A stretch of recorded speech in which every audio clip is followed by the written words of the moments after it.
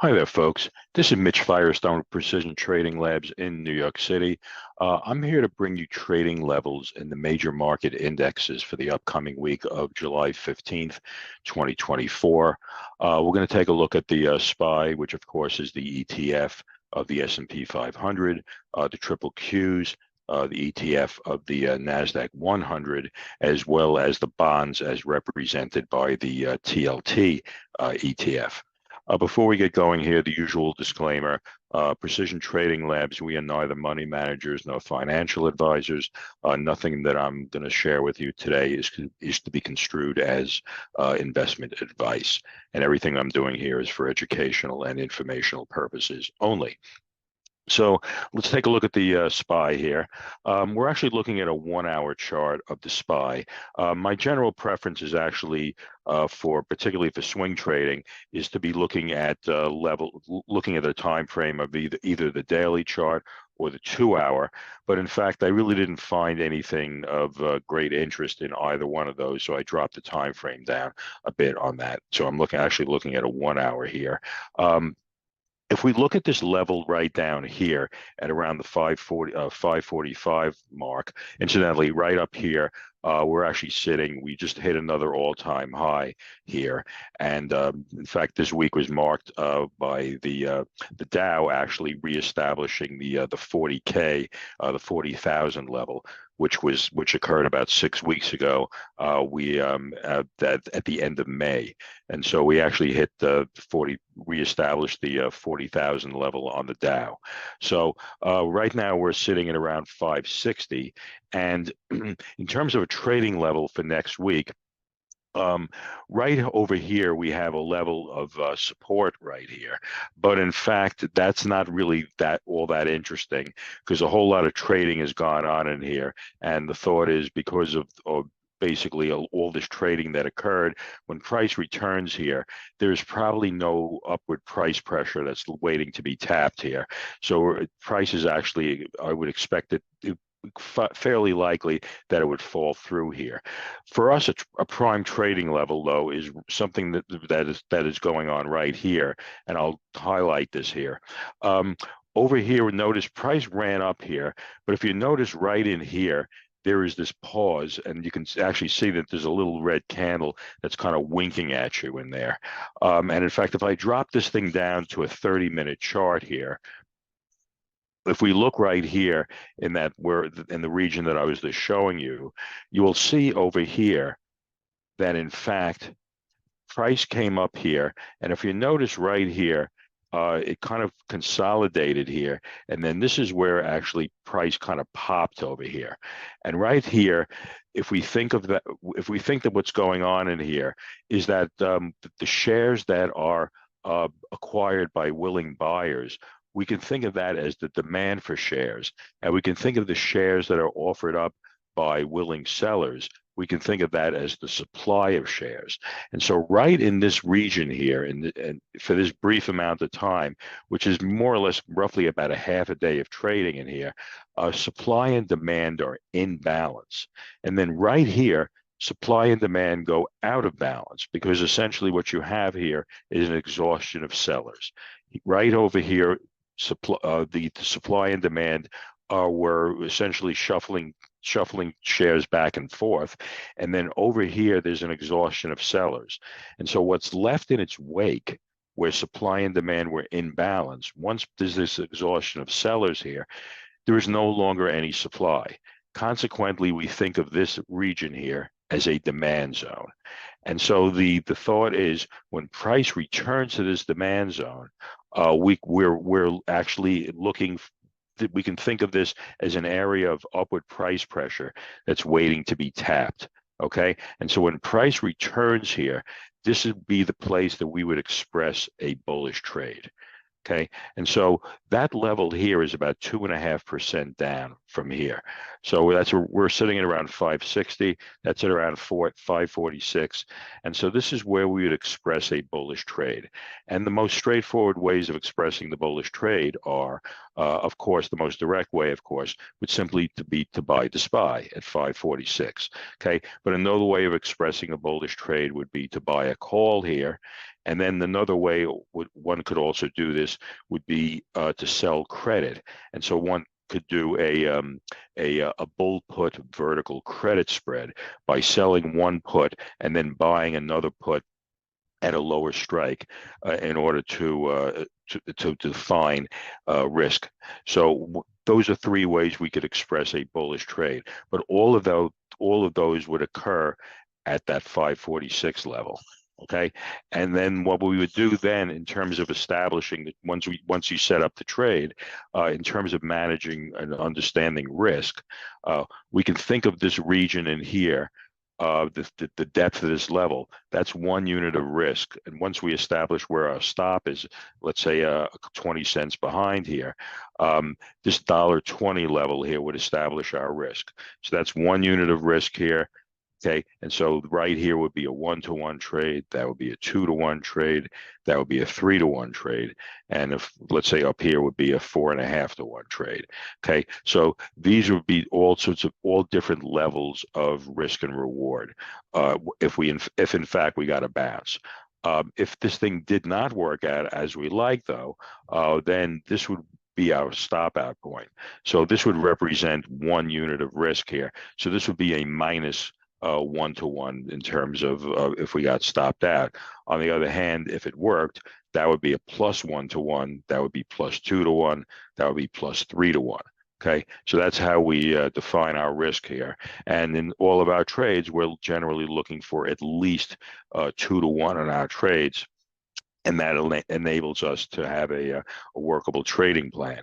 And of course, what we do is we qualify these levels in order that we can elevate the probability that we can get multiples on our risk. And the way we do that is by both looking at the structure of what we're looking at here, as well as we're looking for a move out of here that has a great deal of energy and goes a great deal of distance.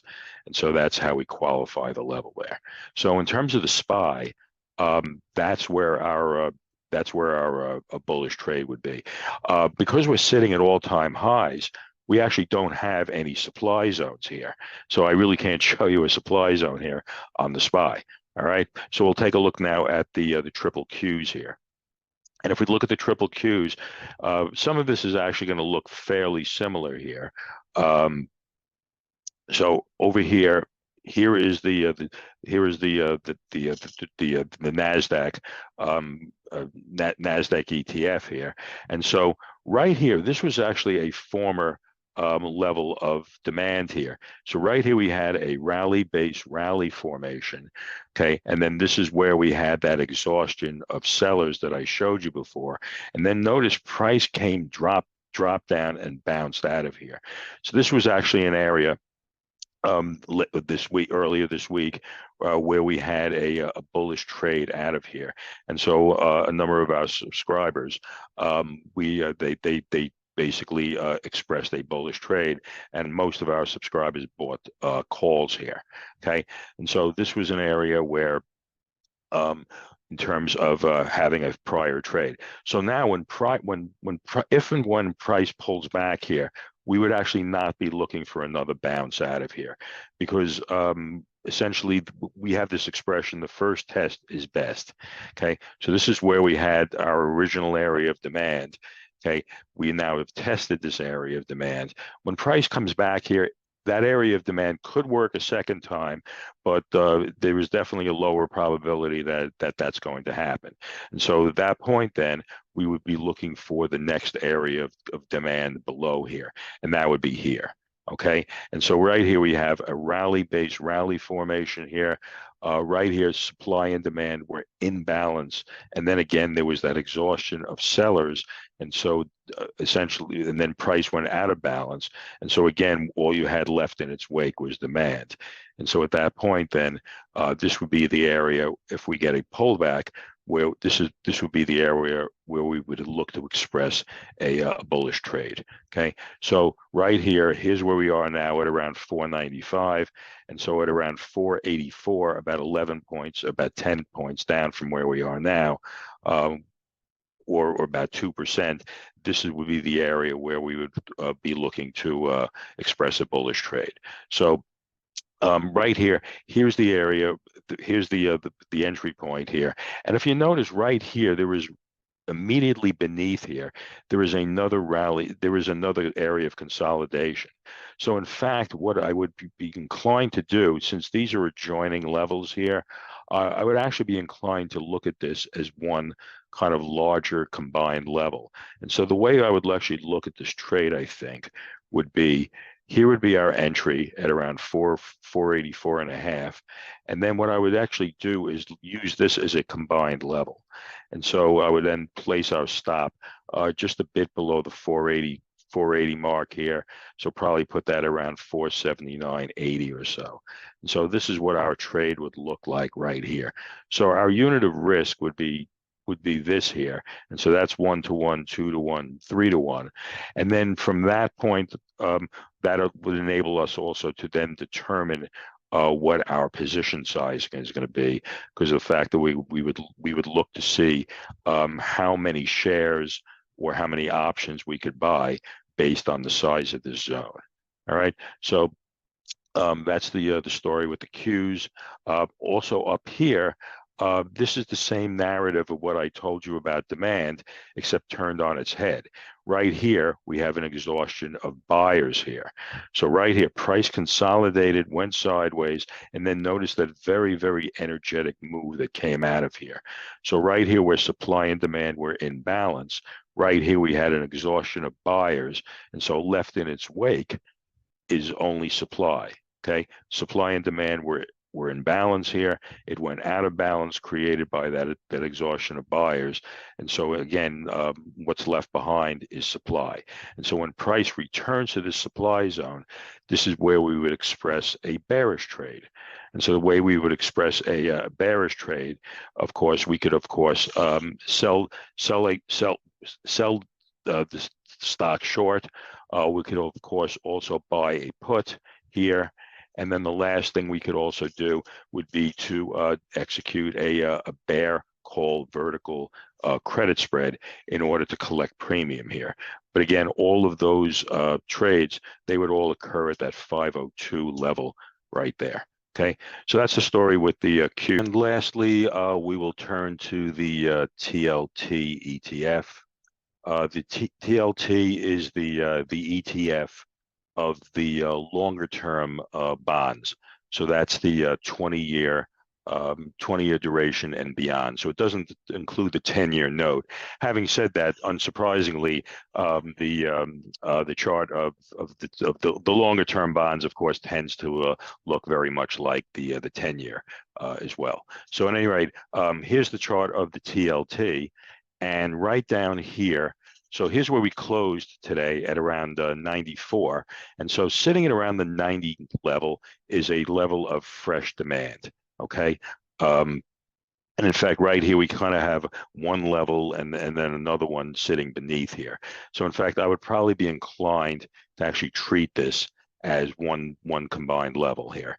And so here's where we closed here. So we would actually need a fairly substantial drop here in order to get a quality trade here. There is an origin of a gap here.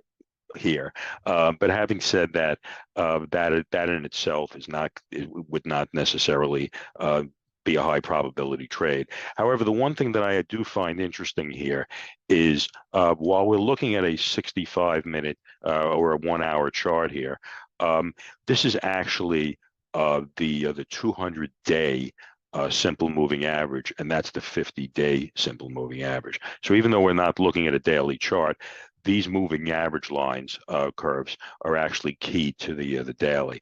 And so if you notice right here, of course, they are actually coming together here. And so, in fact, even though there is no explicit level of either support or demand here, I might actually be looking at this region here, because this could actually end up, one could end up with a bounce here, just because of the fact that you've got this longer term moving average and this intermediate term moving average coming together here. So this confluence of two different time frames might in fact present the trade. So what we would actually end up doing is looking to see if price enters this area, and then rather than simply taking it on faith that we would get a bounce, we would actually be looking to do what's referred to as a confirmation entry here. In other words, if price comes down here and then actually that shows signs of reversing and starts to then starts to then move up, we would then express a bullish trade somewhere above, like there. Okay, so even though right there is the area, we would be looking for some confirmation. So we would actually end up probably taking a trade somewhere there, and then we could express the bullish trade as I explained before, buying the stock, buying the call, or doing a credit spread right there.